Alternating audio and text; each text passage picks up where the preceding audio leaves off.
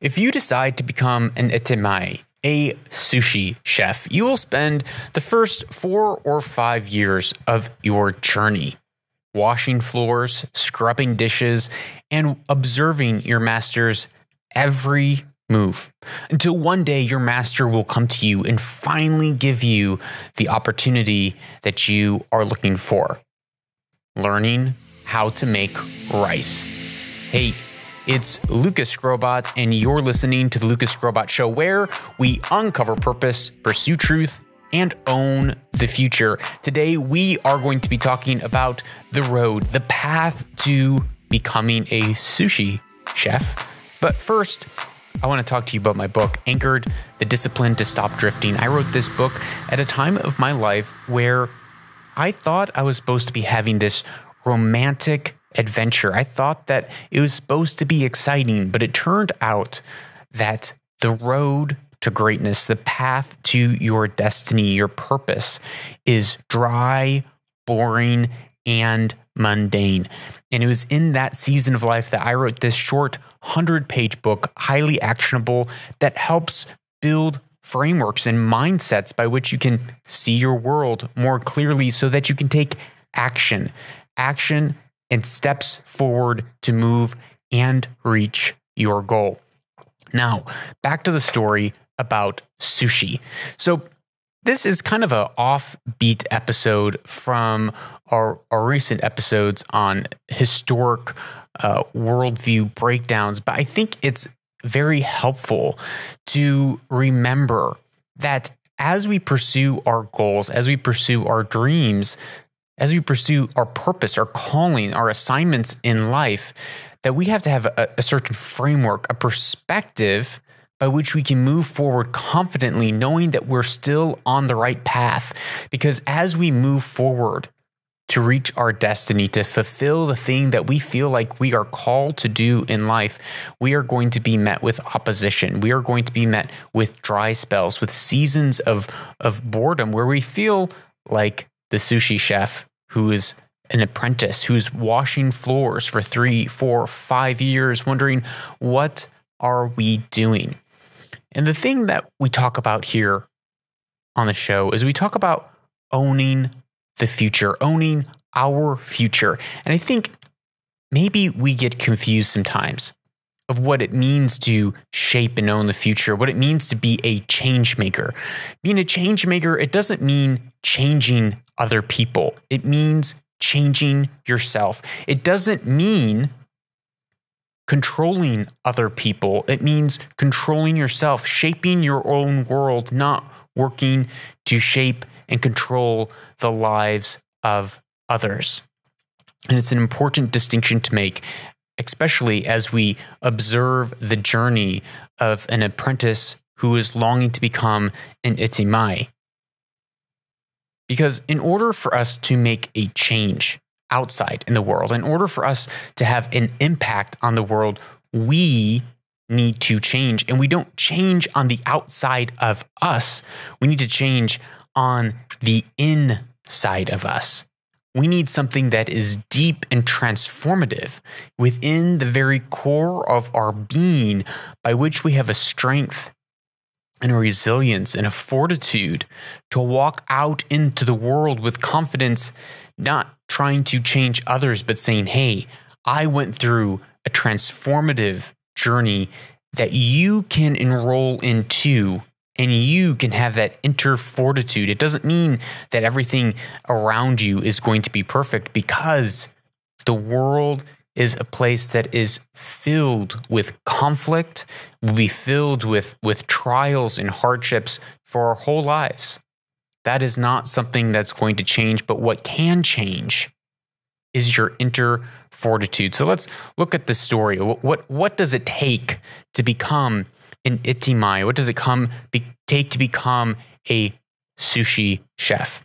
Well, as I said, when you first decide to become a sushi chef, you need to find in Itamae a master who will take you under their wing and bring you into their tutelage. Now, this very first step, that can be a very difficult step. Finding someone who can see something in you, a strength in you, an ability in you to become one of the great masters of sushi.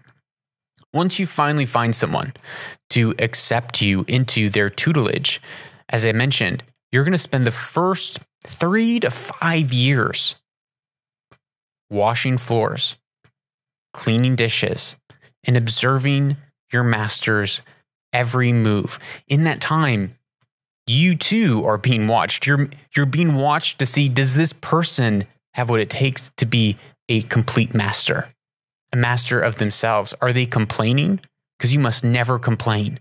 Are you able to carry yourself? How are you interacting with the staff? How are you interacting with the customers? What is that relationship like? And in 4 to 5 years, maybe, if you're lucky, you will finally get that promotion that you've been longing for and waiting for. Longing for and waiting for. You will be taught how to prepare rice. Now, the preparation of rice for an itamae, for a sushi master, is one of the most important things. The preparing of rice. There's this perfect recipe, the secret recipe that each itamae has of a mix of vinegar and salt and the proper way to prepare it. You know, from my background, it's like, throw it in a rice cooker. What's the big deal? But rice is such an art for a sushi chef. And it takes years for an apprentice to learn this craft and this trade. It will start off by the itamae overseeing the apprentice and teaching them how to make this rice perfectly until the itamae can be confident that it is going to be made perfectly right every single time. And then they're going to spend another 2 to 3 years just making rice. That is their job. They've spent 3 to 4 years, 5 years maybe, cleaning. And then they spent 2 to 3, 4 years maybe, just learning how to make rice. After years of making rice, hopefully you will have shown that you have the fortitude and the strength, that you have the ability to become one of the great masters, and you will be promoted to the next level of your apprenticeship, which is the wakita. Now that you've been promoted to the wakita, which literally means near the cutting board, you've essentially become a glorified prep cook. You're spending time cutting ginger, preparing wasabi, and you're now near the front of the house, and you're learning how to interact and engage with the customers, because there's a specific way that sushi chefs are meant to engage with the customers. Even this whole ritual and ceremony of billing your customers the correct way. And sometimes billing your customers the correct way means billing your best customers incorrectly and charging them less. But you can't just give them a discount. That would be rude. That would be insulting. But there are ways of giving discounts by incorrectly billing your best customers. And those are things that you need to learn. And you begin to learn those things in the front of the house. And at the same time, as you've progressed, and once you reach a stage where you can be entrusted with great power and responsibility, you are finally allowed to hold your own set of sushi knives, which are called hocho. Now, these knives are very special. There's a special way to handle them. Each knife has a different purpose, a different use. Some knives are even up to 2 meters long that are used for cutting tuna. Those are called oroshi hochos. In this time, you are finally reaching the pinnacle. You're finally reaching mastery. But it has come with a cost. It has come with a cost of 3 or 4, 5 years maybe cleaning floors. Another 2, 3 years of learning how just to make rice. Learning the basic, learning the ingredients. You're being watched of how do you handle your knives? How do you interact with people? This path to becoming an itamae is not just about getting the right certificate and learning how to, make a nice California roll, but it's about mastery of the self and an art of preparing sushi. This process takes anywhere between 10 and 20 years to become an Itamae. Finally, 10 or 20 years down the road, you have finally reached the goal that you set out for. But the road there was not at all one that is exciting or enthralling. In fact, it seems like every stage is designed to whittle away at you. Every stage is designed to test you and make sure that you have what it takes to carry it through to the end. So that once you become a master, once you become an Itamae, you will have the fortitude to carry that on for generations and be able to mentor and raise up other men or women who were on this path. So finally, after 10 or 20 years, your destiny is achieved, your dreams are fulfilled, your purpose is finally satisfied. But as I said, the romantic idea of the road to our dreams are so deceptive. We have dreams, or in a sense, we have destiny in each one of our lives that we are meant to fulfill, that meaning, that thing that we wake up and we feel like, I know that I am meant to do something great. I know that I have a purpose. I have something that I want to fulfill in my life. That's the big overarching meaning, destiny over our life. And then it breaks down from there, and we have different seasons of our life. And within those seasons, we have different callings, and those callings change as we move through the seasons in our life. And within those seasons, we have specific assignments, specific tasks that we are given to do that actually shape and mold us and create character within us, that teach us specific skills, things that we need to learn. Now, each one of these assignments, each one of these seasons, each one of these callings that shift and change over the years build up so that we have everything that we need in order to be successful in walking out our overall life purpose, mission, vision, dream, meaning, the thing that we're chasing.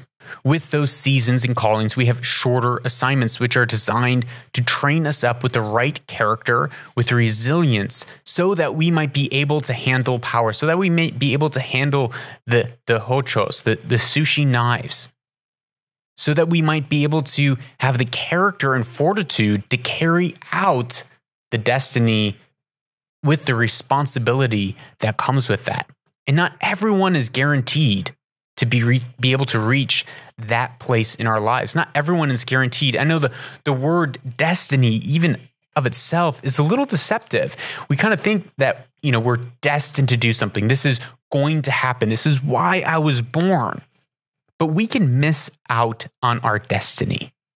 I can miss out on my destiny if I have a season in my life where I'm called to scrub floors and I grumble and I complain. On my road to become an Itamae, on my road to become a master, if I'm grumbling and complaining on that road, I'm not going to get promoted to be taught how to make rice. And I will miss out on my destiny. I will fall short and actually not achieve the great things that I was born to achieve. So each one of these seasons, they're shaping us for a specific task that lies ahead. Another problem that we can run into is we get these callings in our life. We have these moments in our life where I am called to fill in the blank. Using the Itamae example, I am called to make rice. All of a sudden we get that promotion. We see that we're on our path to fulfill our destiny. We get this calling. We get this sense of this is it. This is the thing. And we step into it, right? Because life isn't as simple as and straightforward as maybe becoming a sushi chef. it's much more complex. There's relationship. There's dreams that we want to step into that we don't know exactly what it looks like, exactly what it feels like. But there's times when opportunities come to us and we have these new and exciting seasons and callings that we step into. And we step into this calling of becoming a rice maker. And we learn it, we're excited, it's new. And then we enter into this long, monotonous season of a couple of years where we're just making rice. And we move from, this is my calling, I finally made it, to what am I doing here? Did I miss it? Is this what I'm supposed to be doing? Should I be doing something else? Like, we start looking and we start thinking about, oh, I could take this shortcut here. I could quit my job and get another job selling shoes. Forget my dream. I can make some more money right now.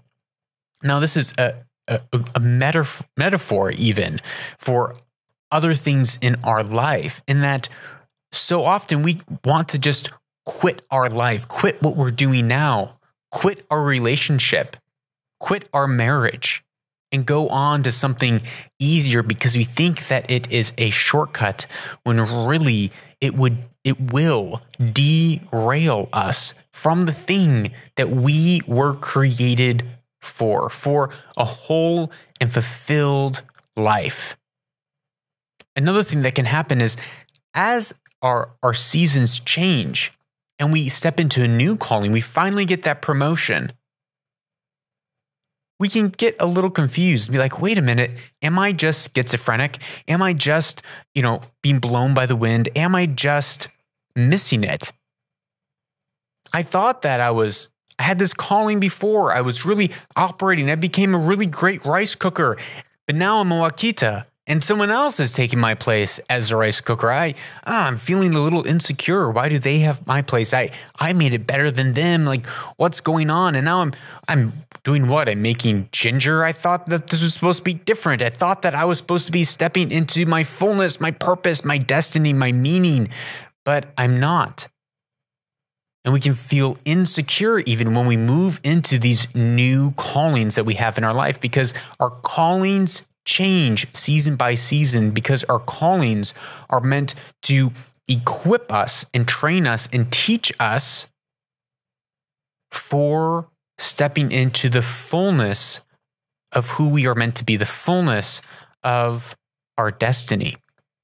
Another trap we can fall into is disillusionment and grumbling, right? We thought that we were supposed to become the world's greatest Itamae, but here you've been cleaning floors for 3 years and you start grumbling. Your heart attitude is growing bitter and it's souring from the experience, and it exposes our character to our mentor and to our master, to the one that is over and overseeing our journey and our progress. Now, if you have a good master, they're going to be gentle in their rebuke and correction.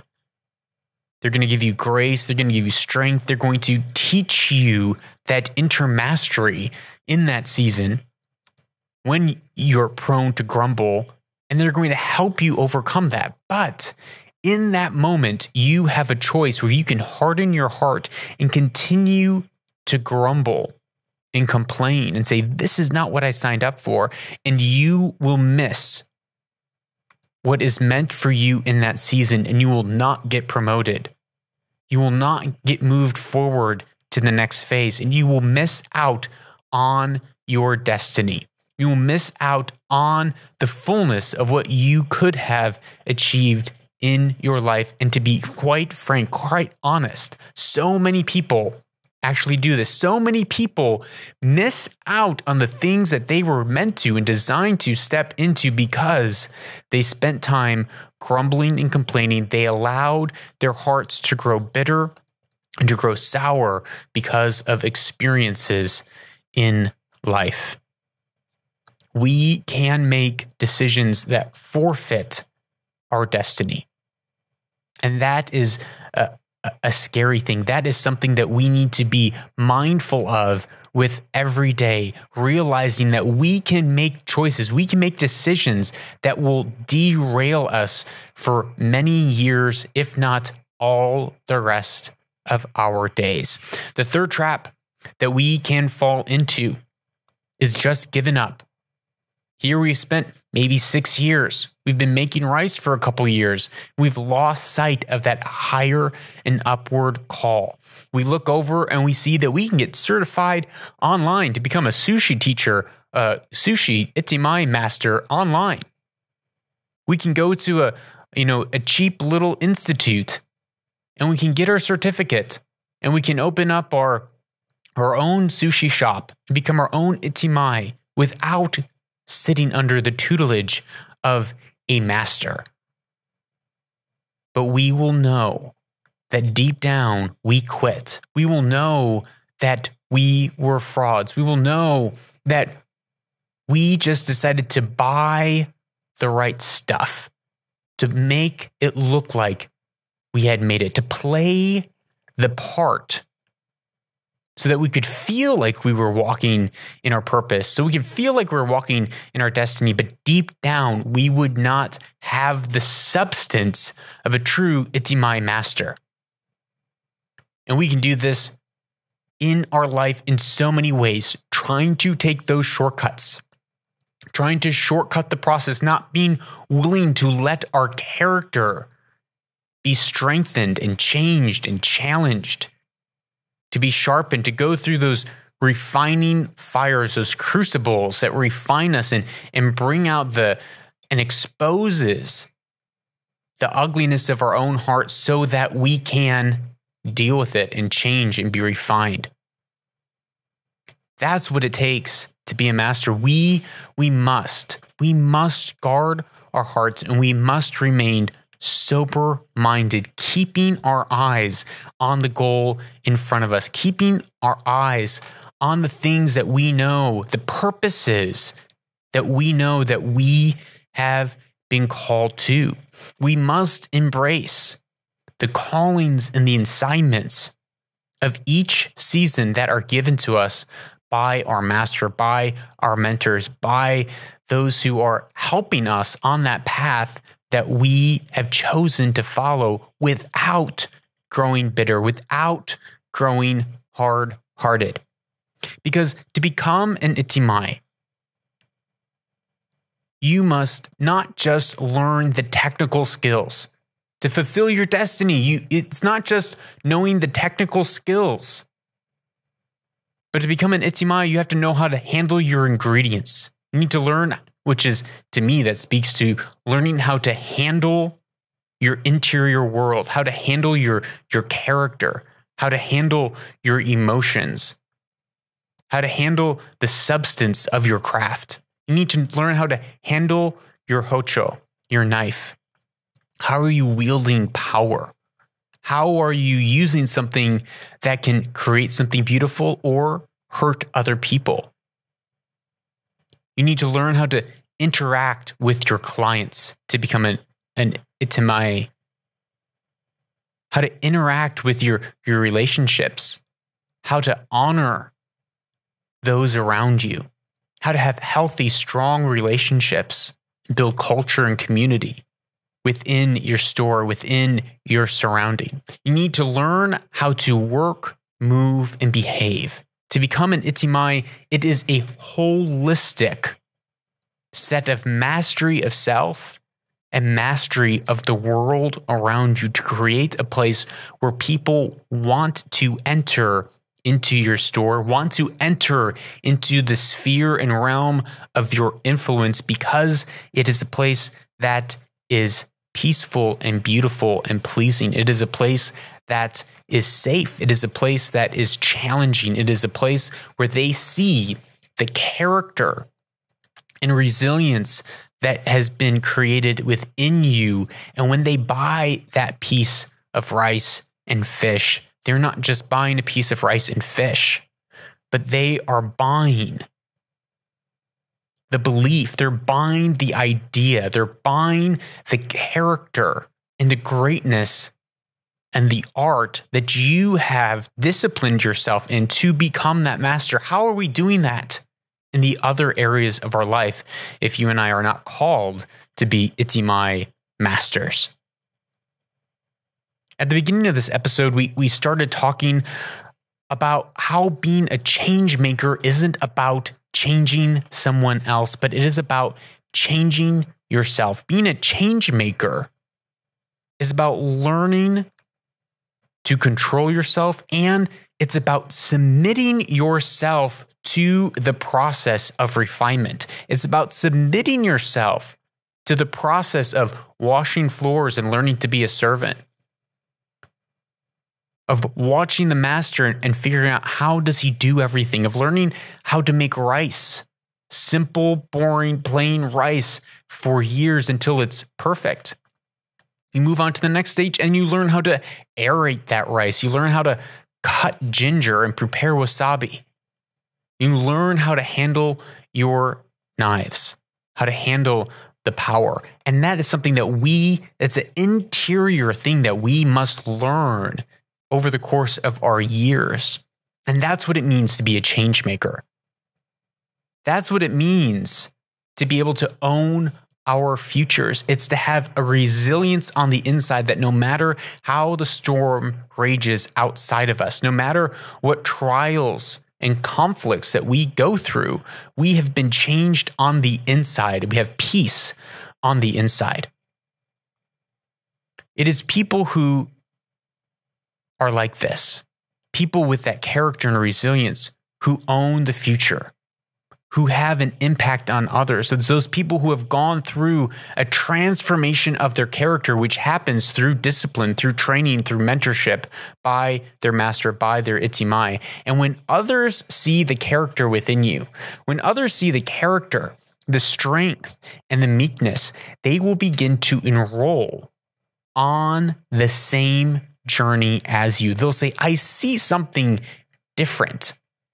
I see a strength. I see a beauty. I see a resilience. I see a mastery within you. I choose to sign up on that own journey. And that is how you become a person of influence.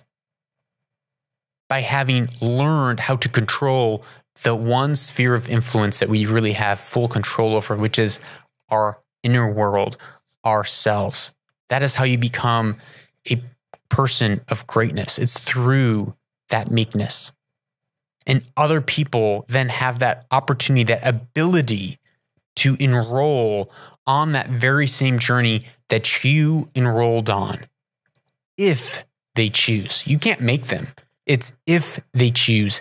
And very, very few people actually choose to enroll on the journey of becoming an Itamae. And even fewer still decide to carry through, because it's those first couple years of washing floors and washing dishes that causes people to say, it's not really worth it. I'm going to go over to the Institute and pay $20,000 and get my certificate and make it seem like I made it. I'm going to artificially manifest my dreams, rather than sitting underneath a master so that I might be transformed into a different person. Very few people enroll on that journey, and fewer still continue through. But I believe that you are one of those people. I believe that you are one of those people who are deciding, who's choosing to become a master, choosing to become someone great, and not taking the easy shortcut to try to fake it till you make it, but going through the process of transformation so that one day you can actually walk in the fullness of what you were born and created to do. That is all for this episode. I love getting your questions. Please, if you have a question, you can WhatsApp me at +1 202 9220 220, and I would be more than happy to answer your question right here on the show. That is all. Remember, you are a change maker, someone who goes through the process of transformation on the inside, changing your interior world and becoming a master of your interior world. So go out and own the future this week.